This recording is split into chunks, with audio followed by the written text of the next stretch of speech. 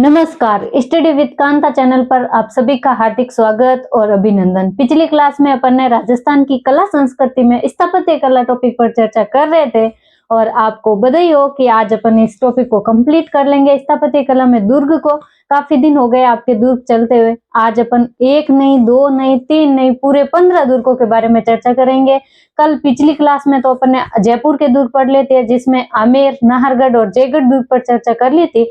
आज अपन उसी के आगे पूरे 15 दुर्गों पर चर्चा करेंगे। तो स्टार्ट करते हैं।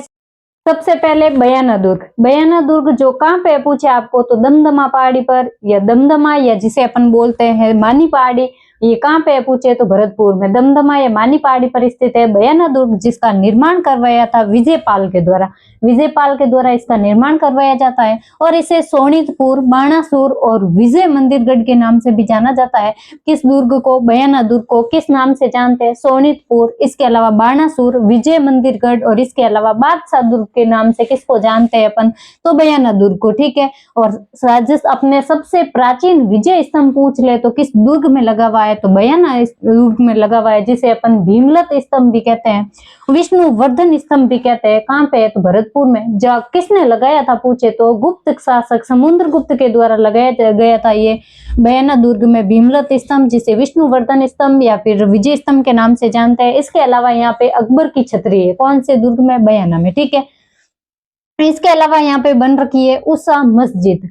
पहले यहाँ पे उषा मंदिर था, जिसका निर्माण किसने करवाया था, तो विष्णुवर्धन की रानी थी। विष्णुवर्धन की रानी चित्रलेखा के द्वारा इनका निर्माण करवाया जाता है। हालांकि उषा देवी के द्वारा निर्माण करवाया था और बाद में फिर चित्रलेखा ने इसका पुनर्निर्माण करवाया था। कहीं पे ऐसा भी मिलता है। यहाँ पे उस विष्णुवर्धन की रानी चित्रलेखा के द्वारा इसका निर्माण करवाया गया। फिर बाद में अपने मुबारक शाह खिलजी आते हैं और इस मंदिर को तोड़ देते हैं और मंदिर को तोड़ करके इस यहाँ पे मंदिर की जगह उषा मस्जिद का निर्माण करवा देते हैं। कौन? मुबारक खां खिलजी। फिर भरतपुर के राजाओं के द्वारा बाद में वापस इस मंदिर की जगह पर, इस मस्जिद की जगह पर मंदिर बनाया जाता है।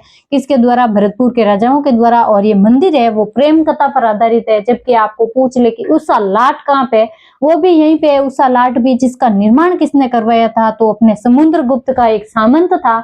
कौन था? विष्णुवर्धन। समुद्रगुप्त के सामंत विष्णुवर्धन के द्वारा उषा लाट का निर्माण करवाया जाता है। तो उषा लाट, उषा मस्जिद और उषा मंदिर, तीनों के बारे में कंफ्यूज नहीं होना है, याद रखिएगा। ठीक है। इसके अलावा जहांगीरी दरवाजा। जहांगीरी दरवाजा अपने बयाना दुर्ग में, जबकि जहांगीर के महल पूछ ले आपको कहाँ पे, तो पुष्कर में। ठीक है। इसके अलावा लोधी मीनार, इसके अलावा दाऊद खां की मीनार कहाँ पे देखने को मिलेगी? लोधी मीनार, दाऊद खां की मीनार और जहांगीरी दरवाजा तो बयाना दुर्ग में है। ठीक है।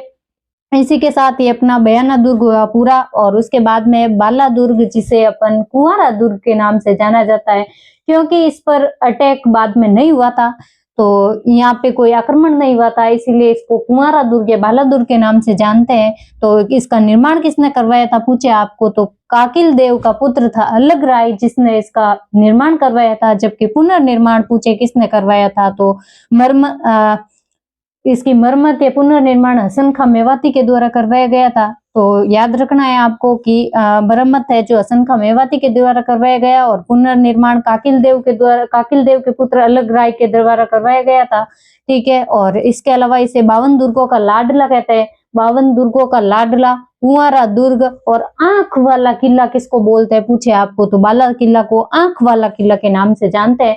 यहाँ पे 2 महल है, इंपोर्टेंट है। एक तो सलीम महल, जहां पर जहांगीर आकर के रुका था। तो जहांगीर किस महल में रुका था पूछे आपको, तो अलवर में, तो सलीम महल में। और इसके अलावा एक झूलता हुआ महल नजर आ रहा होगा आपको, देखो ये यहाँ पे झील है, कुंड बन रखा है पानी का, सलीम सागर कुंड नाम से जानते हैं, जिसको सूरज कुंड भी कहते हैं। सलीम सागर, जिसका निर्माण करवाया था शेरशाह का एक हकीम था। शेरशाह के हकीम हाजी खां के द्वारा इस सलीम खां कुंड का निर्माण करवाया जाता है। और इसी के पास में एक झूलता हुआ महल है। इसके अलावा सलीम महल है, जहाँ पे जहांगीर रुका था। तो ये दोनों, सलीम महल और झूलता हुआ महल और सलीम सागर, जिसे सूरज कुंड कहते हैं, कहाँ पे पूछे आपको, तो बाला दुर्ग अलवर में। ठीक है। इसके अलावा मांडलगढ़ दुर्ग। मांडलगढ़ दुर्ग कहाँ पे पूछे आपको, तो मांडलगढ़ भीलवाड़ा में। ठीक है। मांडलगढ़ में है ये दुर्ग और इसे मेवाड़ का प्रवेश द्वार के नाम से जानते हैं। मांडलगढ़ को मेवाड़ का प्रवेश द्वार। और इसके अलावा इसका निर्माण किसने करवाया था पूछे आपको तो मांड्या भील के द्वारा। मांड्या का मतलब क्या होता है? मांड्या का अर्थ होता है गोल आकृति में, यानी कि ये दुर्ग है जो गोल आकृति में निर्मित है। कौन सा दुर्ग? मांडलगढ़ दुर्ग। ठीक है। इसके अलावा पूछे आपको तो ये मांड्या भील की याद में करवाया गया था इसका निर्माण है जो। और राव मालदेव ने यहाँ पर रूठी रानी का महल बनाया था। कहाँ पे? मांडलगढ़ में रूठी रानी का महल किसने बनाया था? राव मालदेव ने अपनी रानी रूठी रानी का महल बनाया था। कहाँ पे? राव मालदेव के द्वारा मांडलगढ़ में। ठीक है। इसके अलावा जब हल्दी घाटी का युद्ध हुआ था उस समय राव मानसिंह है जो अपने राजा मानसिंह है जो यहाँ पे रुका था हल्दी घाटी युद्ध के समय, किस महल में रुका था? किस दुर्ग में रुका था? तो मांडलगढ़ दुर्ग में। ठीक है। इसके अलावा यहाँ पे पूछे आपको उंडेश्वर महादेव मंदिर है यहाँ पे बना हुआ। शीतला माता जी का भी मंदिर बना हुआ है यहाँ पे। हालांकि मेन तो अपने शीतला माता जी अपने चाकसू जयपुर में है। इसके अलावा सागरी जलाशय भी बन रखा है। कहाँ पे? मांडलगढ़ दुर्ग में। इतना याद रखना है। उंडेश्वर महादेव मंदिर, शीतला माता मंदिर, सागरी जलाशय। हल्दी घाटी के समय मानसिंह यहाँ पे रुका था। और ये 3 नदियों के संगम पर स्थित है। याद रखना 3 नदियों के किनारे है। कौन सा दुर्ग? मांडलगढ़ दुर्ग। यानी कि ये किस औदुक श्रेणी का यानी जल दुर्ग श्रेणी का उदाहरण हो गया। कौन सा? मांडलगढ़। कौन सी नदियां हैं? बनास, बेड़च और मेनाल। बनास, बेड़च और मेनाल नदियों के किनारे कौन सा दुर्ग स्थित है पूछे आपको तो मांडलगढ़ दुर्ग। ठीक है। उसके बाद में माधोराजपुरा का किला, नाम भी सुना नहीं होगा आपने, माधोराजपुरा का किला जो कि अपने जयपुर में स्थित है। पूछे आपको लोकेशन कहाँ पे है? जयपुर में। इसका निर्माण किसने करवाया था पूछे आपको तो माधो सिंह प्रथम के द्वारा। माधो सिंह प्रथम ने मराठों पर जीत की स्मृति में इस दुर्ग का निर्माण करवाया था जिसका नाम है माधोराजपुरा। कहाँ पे है? जयपुर में। ठीक है। इसके अलावा पूछ ले आपको इसका एक किलेदार था। कौन था? किलेदार। नाम क्या था? भरत सिंह या भारत सिंह नरूका इसका नाम मिलता है। इसने क्या क्या पूछे तो टोंक का नवाब था अमीर खां पिंडारी। इस अमीर खां पिंडारी की बेगमों को ये गिरफ्तार करके लेके आ जाता है बंदी बना करके। कौन? ये अपने भरत सिंह नरूका जो कि इसी दुर्ग का अपने किलेदार था। ठीक है। माधोराजपुरा के किले का किलेदार भरत सिंह नरूका के द्वारा टोंक नवाब अमीर खां पिंडारी के बेगमों को बंदी बनाकर लाया गया था। किसके द्वारा? भरत सिंह नरूका के द्वारा। उसके बाद में शाहबाद किला कहाँ पे पूछे आपको? शाहबाद किला तो 12 में स्थित है और इसका निर्माण करवाया था मुकुटमणि देव चौहान के द्वारा। मुकुटमणि देव चौहान के द्वारा शाहबाद किले का निर्माण करवाया जाता है। और आपको पूछे कि सलीमाबाद नाम किसने दिया था शाहबाद किले का तो जब शेरशाह सूरी कालिंजर अभियान के लिए जा रहा था, शेरशाह सूरी जब कालिंजर अभियान के लिए जा रहा था तो इसने शाहबाद नाम का नाम रखा था सलीमाबाद। कौन सा बाद? सलीमाबाद। याद रखना है कि शेरशाह सूरी ने शाहबाद किले का नाम क्या दिया था तो सलीमाबाद।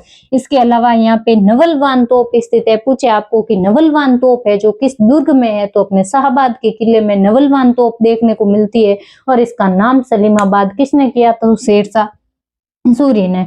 इसके अलावा कोटा का किला जिसका निर्माण करवाया जाता है माधो सिंह जी के द्वारा। कोटे का किले का निर्माण करवाया जाता है और कर्नल जेम्स टॉड ने इस दुर्ग के बारे में कहा है कि आगरा के परकोटे के बाद अगर किसी दुर्ग का सबसे बड़ा परकोटा है तो वो है अपने कोटा दुर्ग का परकोटा। कौन से किले के बाद? आगरा किले के बाद। ऐसा कौन बोलता है तो कर्नल टॉड बोलता है। और कर्नल टॉड बोलता है कि ये दुर्ग इस परकोटा है ये तो किसके द्वारा निर्मित है? भूतों के द्वारा निर्मित है। ऐसा कौन बोलता है? Colonel James Tod. ठीक है।